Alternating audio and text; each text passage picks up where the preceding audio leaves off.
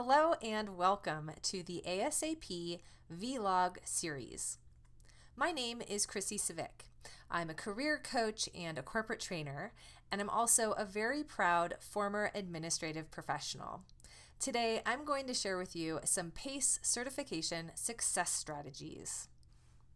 First, I think it's helpful to understand a little bit about the exam, which is a required part of obtaining certification. I know a lot of people just hear that word exam and they immediately start feeling really anxious. So let's get clear about what's involved. As you may already know, the exam consists of 120 questions. All of them are multiple choice or true or false questions. There are no essay questions, thank goodness. In order to pass, you do need to earn 80% or better, and you have 3 chances to take the exam without having to re-enroll. I want to be very clear and honest here. The assessment is intentionally difficult because we want it to mean something that you have the PACE designation. If it were just really easy, then anyone could have it and it wouldn't be special. It is supposed to signify an important accomplishment in your career. It's something that you've worked for, not something that was just handed to you. That being said, the exam is not designed to fool you in any way. It's designed to be a reasonable challenge. We want you to be successful, but we also want you to have to put in some effort and earn it. So my goal in this session is to help you do that. So let's talk about your general approach. I recommend a 4-part process, which you see here. Read, study, practice, and prepare. I'm going to go through each step with you throughout the rest of this video. It is important to note, though, that these steps are illustrated here as if they were distinct and separate parts, but in reality, they may overlap. You're not necessarily going to do one and then move on to the other in a perfectly linear format. You can do things in any order that's right for you. But please recognize that you need to give yourself enough time for all of this. You can't expect to just devote a day or two and then be ready to pass the assessment. That is going to be a surefire recipe for disappointment. Generally speaking, we find that the people who are most successful with the PACE exam study for 3 to 6 months, and they devote 1 to 2 hours per week to studying. Now, I do want to just note that you do have a full year to access your materials, but a year is a very long amount of time, and a lot of people lose momentum and they just struggle to focus when they have that much time. So you might want to set an artificial deadline for yourself so you have an added a little bit of positive pressure, which works really well for most people. Now, let's talk about your approach, which is the 4-part system I mentioned earlier. But before we jump in and start talking about step 1, I actually want to give you a step 0. Step 0 is to gather your tools. I don't want anything to disrupt your flow when you're working with your PACE materials. So before you even start, make yourself a study toolkit with all of your essentials. These are the things that I include in my toolkit, but of course, yours might have some different elements. I like to have things like index cards, post-it notes, sticky tabs so I can mark important pages, colored pens, highlighters, a spiral-bound notebook, you want to have that around, or have your laptop, whichever way you prefer to take notes. You want to have plenty of water, and for me, personally, I need to have gum. I need lots of gum if I'm studying. So once you have your toolkit put together, it's time for step 1. And step 1 is to read. Your PACE materials include a comprehensive write-up for each module, which we refer to as your study materials. Please read everything, starting with the table of contents. Now, I realize that most of you are probably really used to skipping that kind of thing, but it's actually really helpful for just understanding what to expect and knowing how the materials are organized. As you look at that table of contents, you might also be able to clearly see the sections that you know you're going to need more time with, and also the ones that you already feel are your strong points. If you're feeling anxious at all about this process, it's perfectly fine to start with the ones that you're feeling more confident about. That'll help you just get in a good rhythm. Don't skip any sections, no matter how well you think you might already know something. Just remember, you don't know what you don't know. Reading aloud is also a great tool, especially if you find yourself zoning out while you're reading silently. This happens to me all the time. I'll read a paragraph or maybe even a few pages, but then suddenly I'll realize that my mind has been somewhere else entirely, even though I've technically read all of the words on the page. So reading out loud just gets your mouth involved and it forces your mind to concentrate a little bit more. Another way to help with that problem is to take breaks while you're reading. This is especially important when you're reading an academic text like this. It's less important if you're reading something like a fiction novel, for example. You may want to get up and walk around a bit after every few pages or at every section break. Or you can just set a timer for a specific amount of time, like 10 or 25 minutes. I would also suggest that you take longer breaks between modules. So once you're done reading the interpersonal communication module, wait a few days before you start the task and project management module. That way, you have enough time to let the information sink in fully before you're shifting gears and jumping into the next subject.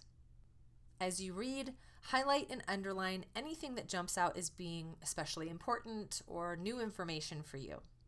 You may also want to take notes either on your computer or in your notebook, but try not to get too distracted with that at this point. Right now, you're just doing an initial read through, so use these tools sparingly. You'll do more with them in the next step. And the next step is study. Studying is about more than just reading. This is where you take a deep dive into the material. First, watch the training video for each module. These videos are just another tool to help improve your comprehension and retention of the written material. They are not intended to be a substitute for reading, but they are a great way to just kind of home in on the most important pieces of each module. Once you've done that, I want you to spend a little bit of time thinking about the past. What worked well for you when you were in high school, or if you went to college, what worked well for you then? When you were studying for a big test, what strategies did you use? Personally, I'm a big fan of flashcards because I used them in elementary school, and because of that, I then used them in junior high and high school. I used them all the way through college, and I've definitely used flashcards for all of my professional certifications as well. So whatever you did before, I just want you to consider doing that again now. One thing that almost everyone can benefit from is creating detailed notes or an outline. Organizing content is a great way to help you understand the learning and commit it to memory. Whether you're making notes on paper or on the computer, it's going to help you see how all the different pieces fit together to make one big picture. Another great study technique is to teach someone else what you're learning.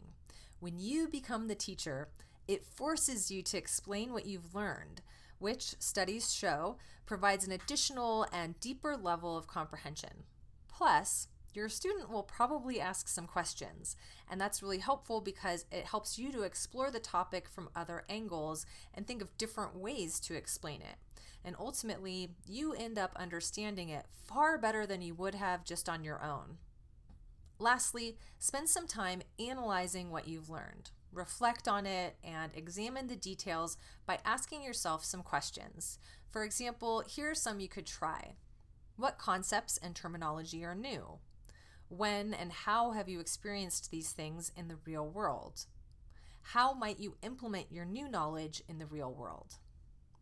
Also, remember that you don't have to study at your desk all the time.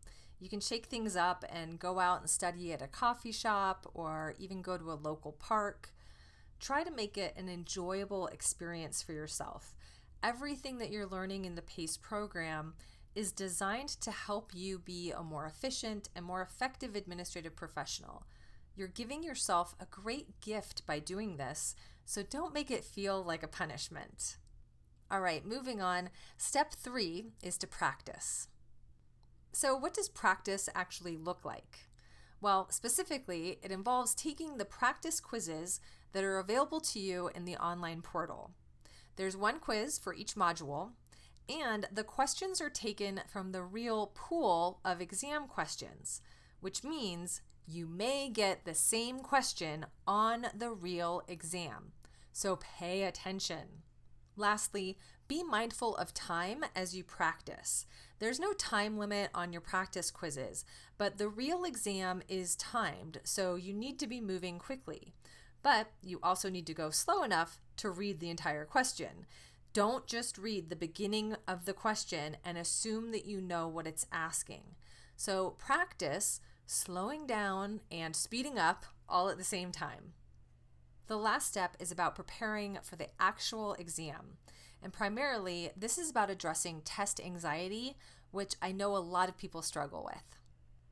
First, and most importantly, remember, you have 3 chances to retake the exam without having to re-enroll.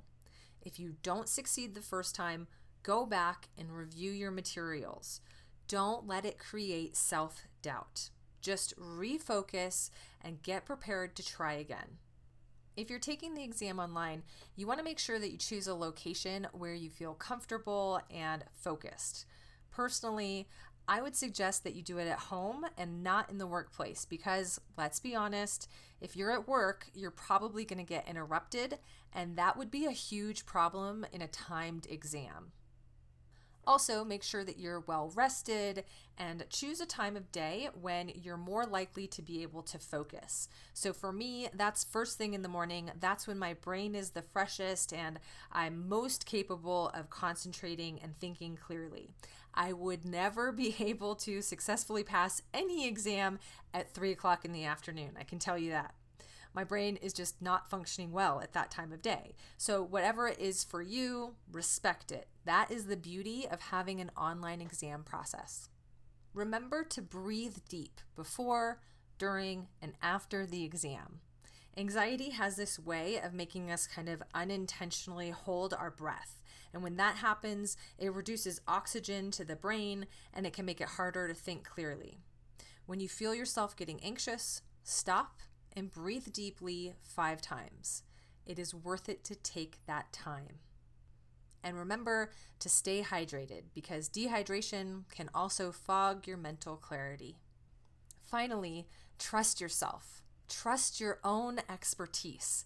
You know what you're doing. We have given you everything you need to be successful, and you're more than capable of doing this.